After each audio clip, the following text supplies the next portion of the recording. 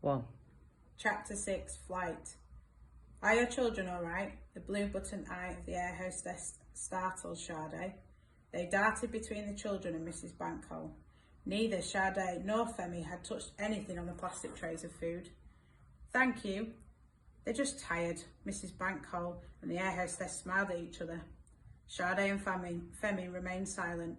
On a screen above them, a tiny stick insect plane perched over a map of Africa, pointing northwards over the Sahara. A loudspeaker voice gave details of how high, far, fast they were travelling. Every hour, that little black fly thing would show them being carried more and more hundreds of miles away from home. Sade pulled down the window shutter, then closed her eyes, trying to shut everything out. But there was no escape from the steady booming of the engines as she fell in and out of fitful bouts of sleep. At one point, Mama was squeezing the children's hand as she led them along a deep forest path. Slits of light filtered through the spiked leaves of giant palms. But when they came to a clearing and Sade looked up at Mama, she found herself looking at an unknown woman's face. Another time, Sade was struggling to stay close to Mama among the crowd streaming through the narrow alleys of Alade Market.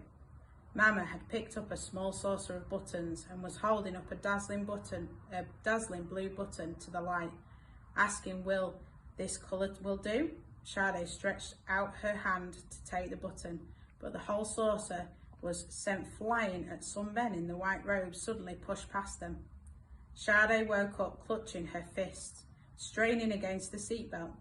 The cold air had crept under her blanket, through her thin sweater and jeans. Apart from the deep droning of the engines, there were no other sounds. All the cabin lights were dimmed. Femi was curled up like a bundle underneath his blanket.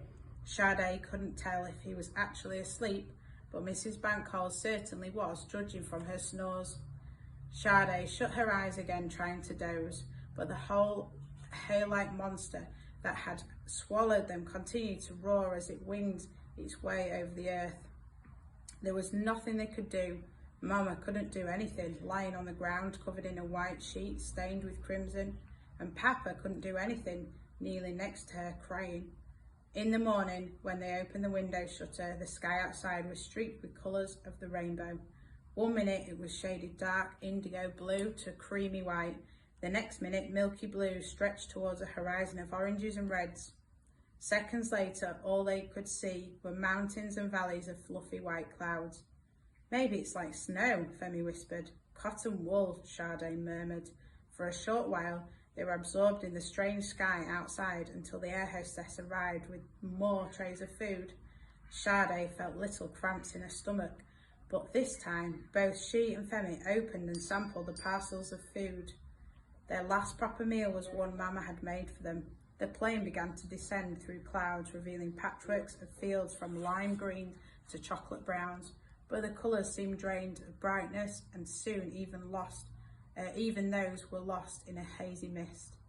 When it lifted, it was as if a wizard had changed the fields into thousands upon thousands of buildings as far as the eye could see. Everything seemed tinged with grey ash.